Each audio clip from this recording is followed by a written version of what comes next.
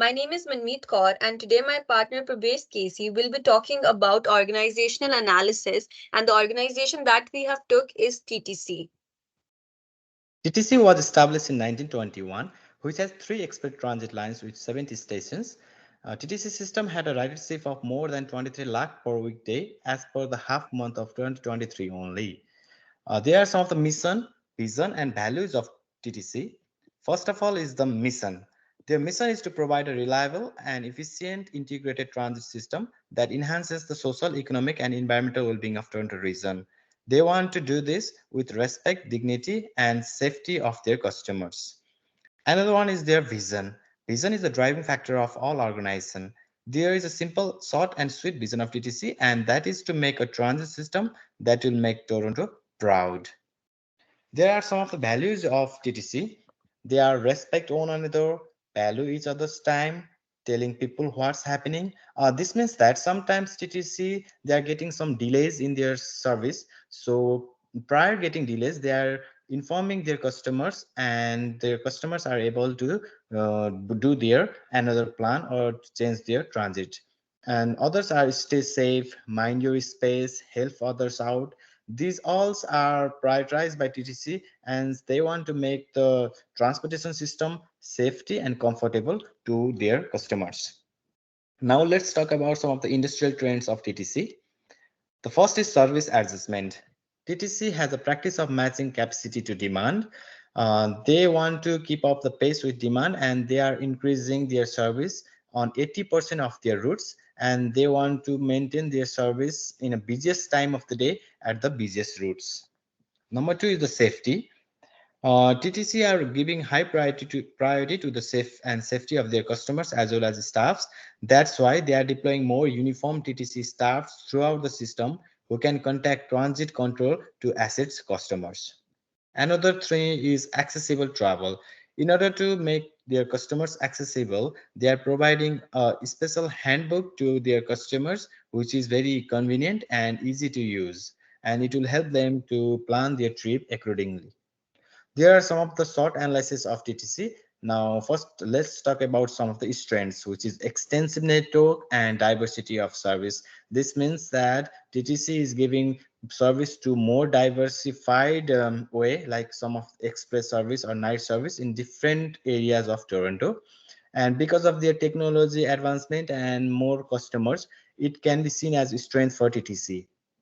Some of their weakness are old infrastructures and too many customers, which means that TTC is the oldest transit system in Toronto, and because of that, they need to do some maintenance regularly. Otherwise, it can cause some delays to their customers or in the service.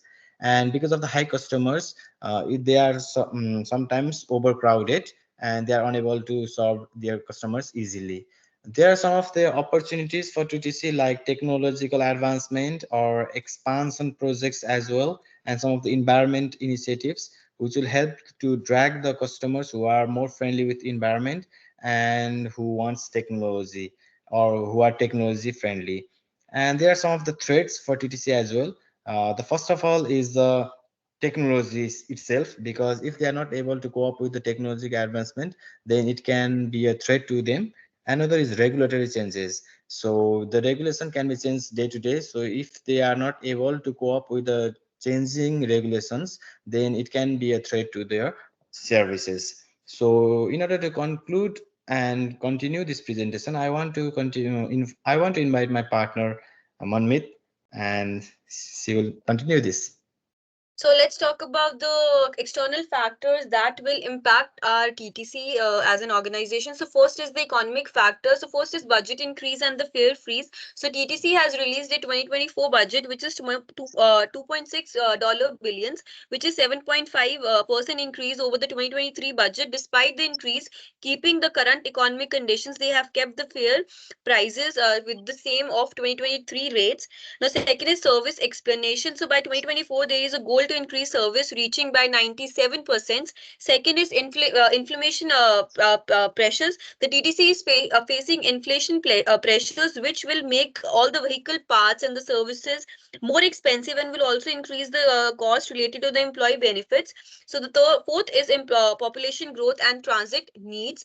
Now the second factor is technological factors. So the first is introduction to the e-bus fleet. So TTC has incorporated very new electronic buses, which are known as e-buses, as a part of the green bus procurement plan. These buses are very environment friendly and they do not even release any greenhouses gases. So switching to these kind of buses is expected to make bus service more efficient and reliable. Second is cyber security challenge. It is very important because of the growing use of the technological digital technologies. So in the past too, the TTC has faced serious cyber security problems, which has hit by a complex of cyber attack, which has affected their systems used by the staffs. So the third factor that is a demographic factors in these is aging factors. As the old workers at the TTC retire, there might be a lack of enough skilled people to fill important jobs. So this could be a problem for the areas where experience and specific skills are important. Second is diversity and inclusion. As we know, Toronto is a home to people from diverse backgrounds. To understand every user group, TTC will need a workforce that is as diverse as the Toronto's population. Now let's talk about the scenario analysis which could emerge in next 5 years. First, let's talk about the most desirable outcome that can happen. So the Toronto's, as we know, the Toronto population is expected to increase a lot in 20 years, and it is also a global tech hub. So TTC will have expand its network across the city and will also integrate new technologies such as AI and smart transportation systems. And government funding will also increase. Now let's talk about the challenges when this case happens. So first is the technological integration, and then we have infrastructure expansion, and then we have sustainability. Though to overcome these sort of challenges, so the HR strength would be the innovation driven workforce. This means employees will be skilled and good at learning using new technologies such as AI very quickly. And second, we have diverse talent pool. As we know, Toronto is a growing technology industry. It would be very easy to attract and retain diverse talent. This diversity talent will be vital for creativity and effectivity managing the challenges of this rapidly evolving urban and technological landscape. The weakness that HR would face would be the difficulties quickly scaling up the workforce and training. So, as the city has and this transportation network will grow at a faster pace, there will be a huge demand for skilled workers and for existing staffs to be trained in new technology. So, HRs they can might struggle in getting enough qualified individuals to provide efficient trainings. Second is challenge in project management skills. Now let's talk about the least desirable outcome that can happen in next 5 years. Toronto can face economic downturns and reduced government funding. The population growth can stagnate. There will be very less investment in the public infrastructure. TTC can struggle with the outdated reader systems and decreased riderships and funding shortages. So these are so the challenge that Toronto can face, the TTC can face with this case would be the budget constraints. Obviously, then we have aging infrastructure, maintaining service quality with outdated technology and facilities, public perceptions, combating like a negative public perception due to these kinds of service issues, and then there can be layoffs or hiring freeze. So let's talk about the HR strength, what they can do. So they might have experienced workers. That means that they have a long-term employees that have deep understanding in the TT's mission, vision, and values, which will be valuable in navigating and managing the challenges with the outdated system and limited resources.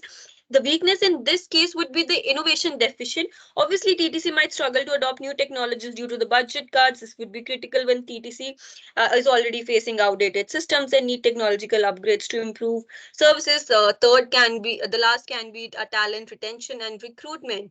Now let's talk about why human resource strategy would is very important for our organization to have a successful future. So while taking HR strategy, let's take an example that the TTC is facing as an external factors. The first is tackling inflation challenges. So it should focus on a management techniques to reduce efficiency in operations, reduce unnecessary costs, and they should also start evaluating employee benefits to identify the areas of the cost reductions. And then second is preparing for the population growth. So the HR of TTC should focus on training existing employees, ensuring that they have hands on when expanding the transit systems in future, and should also focus on fostering an adaptable culture. And then third is addressing cybersecurity risk. HR strategy of TTC should to focus on regular training and updating staff in cybersecurity, and should also consider hiring experts in this kind of a field. Fourth should be promoting diversity and inclusion. The HR strategy of TTC should focus on making its workplace welcoming for everybody, regardless of their culture, gender, or age. This means that they should have rules and practices that respect and value differences. So these are the basic HR strategies that a TTC should incorporate in the future to overcome all the external factors that we talked about. So this is the work that we cited. This is the references. Thank you. Thank you.